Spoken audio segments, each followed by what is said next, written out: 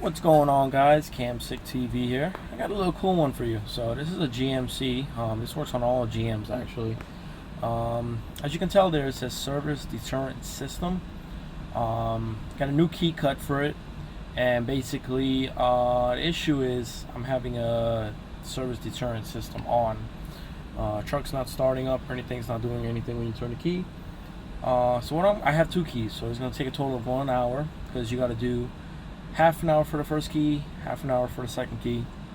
And what that consists of is you shut the truck off with all your accessories.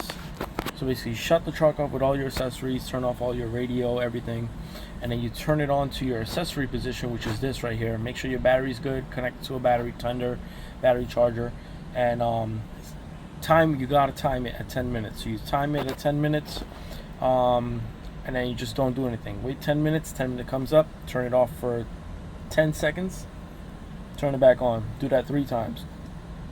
At the end of the 3rd time, you turn the key off again for 10 seconds, and then you turn it on again. You should definitely be able to start the truck at that point, and the theft deterrent system will go away. I'm currently in that process right now. I'm at number 3, and yeah. So basically, from there we will start the truck up. Hopefully the light goes away, and yeah. And I have another key I'm going to show you again. Basically, it's a laser key. It has a chip inside. Obviously, you guys know Fords, they got the cycle, and then you got to connect the meter, the actual diag tool to it. This one's a little bit more simpler. Hopefully it works. If not, I'm gonna try it again. But that's the way you relearn these keys, and I will show you guys proof when that light turns off. Because customer complaint on this one is the deterrent light is on and service deterrent system is active. So what it does is it won't start the vehicle after the key was cut. So let's with no further ado, let's continue that, start the time watch, and then we go from there. Okay, my 30 minutes is up 3 times. I'm gonna turn the truck on and start it. Bro, if that light is still on, I just waited, said 30 minutes, but there's another option. The next option is to remove the battery terminals, positive and negative, and then try it again. So let's see. And the light's still on, as you can see. It starts up though. It never used to start up before, but it starts up. So that light is still on. Now what I'm going to do is go inside the hood. I am actually going to do removing the terminals, and I will do a load test on the battery as well to make sure that the battery is in good standing. If it is, I will continue this again, but most likely I'm gonna have to disconnect the battery, reconnect it, and thing, because as you can tell, it's a brand new key. It's a brand new cut key, and it's a brand new key. So alright guys, let me get to it.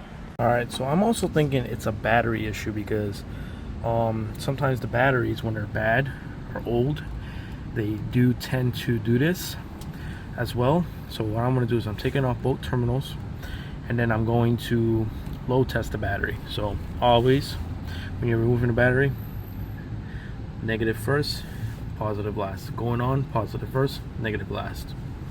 Alright guys, so I'll remove the terminals, let it sit for like maybe a minute, put it back. I'm also going to do a load test on it. So I'm going to bring the load tester out here and just check, just to make sure that the battery's in good shape, and then we go from there and then do the program again. I got the battery terminal off, but I already see something that might be an issue.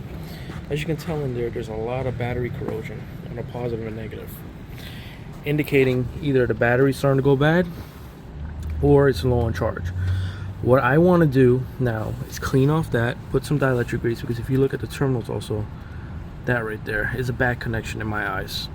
Clean off the battery terminals, positive and negative, clean off the battery terminals there, do a load test and a charge test on this, and go from there. And then we'll do the recharge restart method on the ignition side of stuff. Hopefully the battery's still good after I clean out that terminal. So next step, let's clean out the battery terminal. I'm just doing it as a procedure on the diagnosis from what I've learned, just to make sure that, hey, okay, maybe I'm not skipping a step. So first I did the 30-minute, I wasted my time, I did not even do it. Let's try it this way again. That I got the battery back in, I'm gonna go reinsert my key again and basically do the 10-minute 3 times per key. So I have 2 keys. Hopefully it works. If it does not work, I'm gonna go to my fuses and check.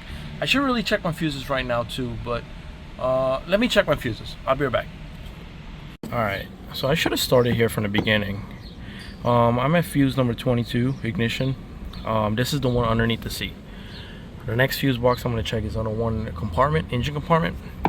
But I'm going to check fuse number 22, and I'm going to check the chime fuse. So number 22, it's a little small 2 amp. If you can look at it, kind of looks a little burnt out, but it looks good. I'm not going to do that. I'm going to do an ohm test on it, and just to make sure that the fuse is actually good, because that's your ignition. Ignition, it shouldn't start the vehicle if this fuse is bad, but I'm just going through the basics. And then after I check these fuses, I'm gonna go and do the 10-minute trick again. So bear with me, guys. I'm just doing diag here. You know, I'm not trying to be, you know, connect the scan tool yet, you know, even though I should, but I want to see if the old-fashioned way works. You can still diag stuff the old-fashioned way. Boom, without even trying, it went away. Did it 3 times, 10-minute, wait 30 seconds, 10-minute, wait 30 seconds, 10 minutes, wait 30 seconds. Boom. Lights off, baby. Let's go ahead, do it again, and let's try it. Alright, so I just turned the key off. After doing the 3rd one, I'm waiting 10 seconds.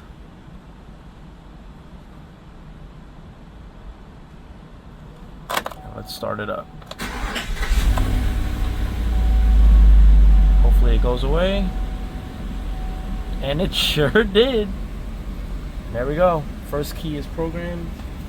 Now, time for the 2nd key. So, let me charge up the battery a little bit. Let me run it a little bit. And then I'm going to put the 2nd key and do the process all over again for the next 30 minutes. And yeah, let's go. Alright, so there it is, guys. 2nd key is also programmed. And yeah, now you know. I'll catch you guys later on the next one. Sorry it took a little bit too long to finish this video, but I just want to do the procedure the right way versus just doing the quick way and wasting the customer's time. So yeah, thank you for watching, guys. Subscribe and like, more videos to come, and hopefully this helped you guys out in the future. This will work on any GMC, GM, Chevy vehicle, Saturn, because that's a GM. So yeah, catch you guys later on to the next one. Deuces. Peace.